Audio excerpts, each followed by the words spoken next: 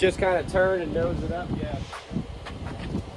All right, so yeah, I'll stop you where you're at. This is 86, right? Yes, sir. 86 El Camino. The manifold line has got some leaks in it, and it's the old style line. It's for the R12 system. And this was retrofitted years ago, but someone never changed the lines on it.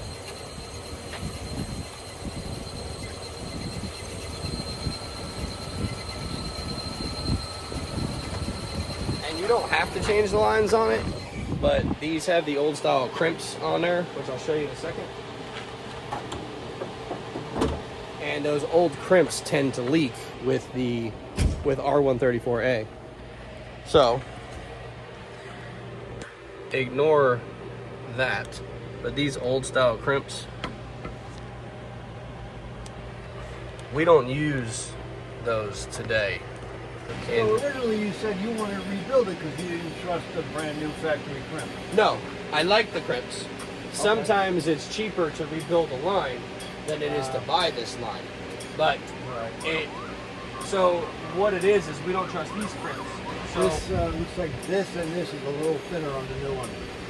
so it's the inside diameter, not that external diameter. Right. Either way, this is what we call a number 8 line.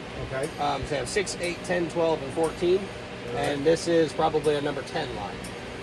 It's just the inner diameter of the tubes. And then the hose has barrier, which is extra wall. There's fiber that runs through, and then another coating of rubber around it, and that's a barrier hose, and it's designed for the R134A. So can you tell how much is coming out? Yeah, the machine weighs it. Yeah. So as we recover, that machine will weigh the amount of Freon. Like so far, we got 1.7 pounds. Right. It's not quite done. It'll do that, and then it'll pull a full vacuum. Not full vacuum. It pulls a vacuum until it doesn't sense refrigerant anymore coming through, and then it knows that it's full. It'll drain the oil and then tell me what it recovered. So with these newer machines, with the EPA standards that they have in them, they take a lot longer to use. The old machines, you used to be able to cut it half in between, and you could, oh, it's recovered, you're done, you know. Right. But these ones, they don't want anything getting into the air. So as this pulls down, like we're almost at 0. Eventually it'll get to the 0 and it'll start to pump itself in a vacuum, and the machine will watch internal with all of its sensors and circuit boards. It'll sense, do I have any refrigerant coming past me or not? Once it realizes there's no more refrigerant in the system, it'll cut back and then give you a full weight when it comes out. Yeah. And then the same thing on the charge. The machine will go quiet, it takes its weight, it says do not disturb, takes its weight, and then whatever you put in to charge, that's what we charge. Right. So it's a different amount. So this is an R12 original system. So not whoever, it was upgraded at one point, right?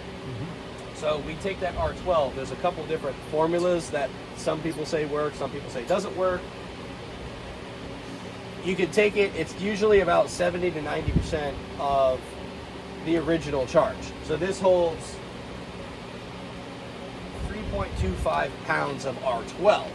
Okay. So we would take that number, you have two ways you can do it. You could times it by like 0.75, and then there's some other way to do something behind there, or you could take it and times it by 0.9 and then subtract a quarter to a half a pound. Okay. And that's the amount that you would start with on your charge, because it can't be, it's hard to get that ratio. So again, those molecules are different for R134A versus R12.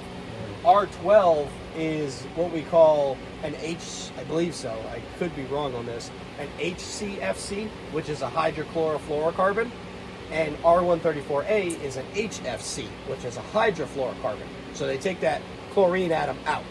The chlorine atom is what hits our ozone, takes a piece of that ozone, or the oxygen in the ozone, kills it, we cannot replace it. That's it, there's nothing left. So when EPA says they realize that, that's the systems they come out. So like Holmes used to be R22. Okay.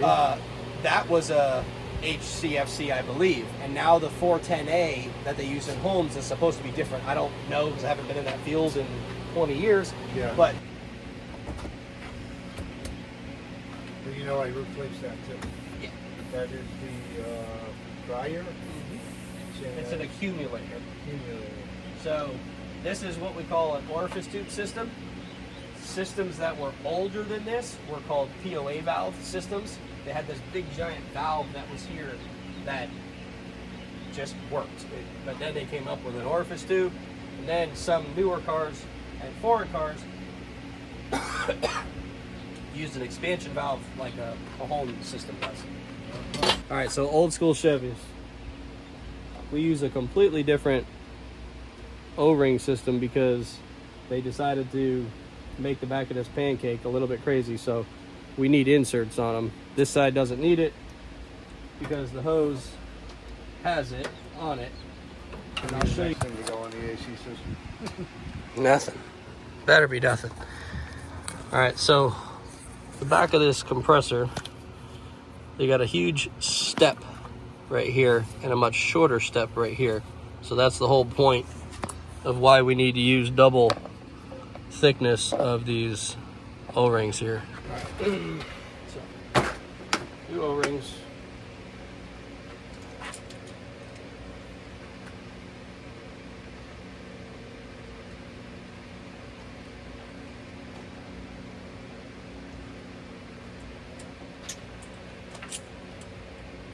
Do you do a lot of AC?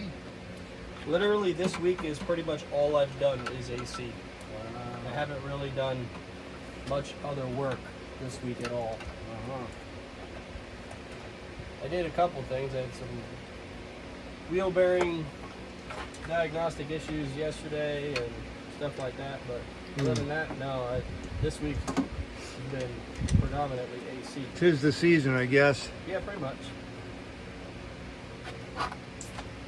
You know, I got a friend up north who's in the small engine business, and people wait till the first snowfall before they bring their snow blowers in. Yeah. To get service done. And he's inundated, you know.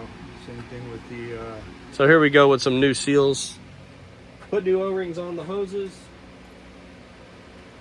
We'll put new seals on the manifold line. So we need to use our adapter.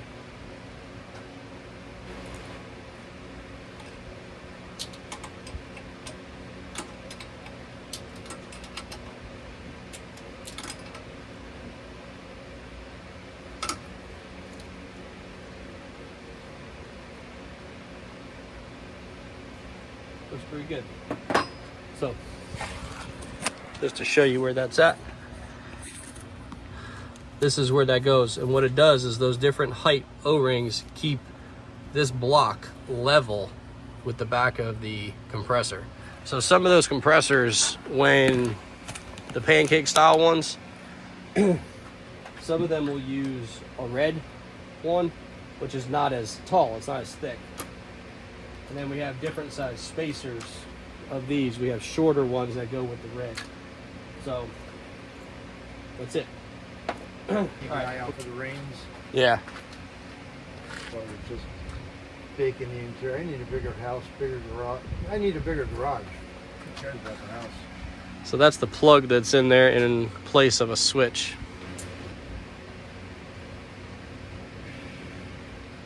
So we'll take that O-ring out. We'll see if we got another one. Do you see any defect? So here's a new one. No, sometimes they just got a flat spot in it and they just leak. That's what it is, or they use a cheap style of an O-ring or something like that.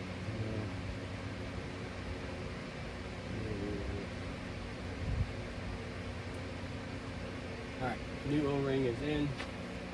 We'll put our plug back in. Okay, so I had a slight issue at the compressor. We originally, on the old hose assembly, we had the gold and the green, and it gave it a little step out. But with this new hose, I was creating a slight leak. So now we dropped it one step, which dropping it one step in would be red and different thickness of the bigger one there. I can't think, my brain's not working. So instead of the gold, we would do this one, and instead of the green, we did the red. For some reason, this new hose likes that better. It sits easy better on it. Even though everything on it looks identical, it's not identical. It's slightly different because it's aftermarket. So you're always going to have some type of variation. And in this situation, we had a big variation, and it was, I couldn't even pull a vacuum on it. So everything seems good now. We're pulling a vacuum, so we're gonna let that run for a while. And as that runs, we'll let it sit after that, make sure there is no leaks and we don't lose our vacuum. Because he didn't have a leak before, so, I'm sorry. Man.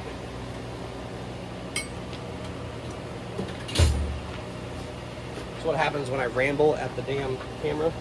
He obviously had a leak before. That's why we replaced the damn hose. So ignore my stupidity. He had a leak before, so pulling a vacuum, we shouldn't have any further leaks because nowhere else did we know that we had leaks. Does that sound better? I think that sounds better. Okay, so we've got the 2.5 pounds in. It's been running for a little bit now, and this is what we've got at idle, sitting stagnant outside, which is, stuck. We're sitting right at 60 degrees, and in the car, in the shade, it's 90 degrees. So I'd say that in reality, the car is working as best as its ability for the age of it. The head pressures are not really where I would like to see them. They're a little high, but this car is quite old and it is hot out here, and it's just the way it is. So right now I've got my fan running, blowing air across the condenser just to try to keep it as low as pressures as possible. It's at 86. You know, what are the chances that we've got, you know, a clogged condenser?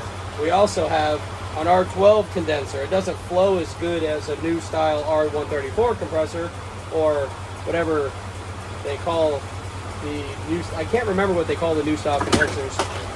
But we're gonna let him know that if he wants to upgrade to a better condenser, and we can also install an electric fan that comes on when the AC is on, that will dramatically improve the system and make it that much colder, that much better pressures at that point, because everything else is fine now.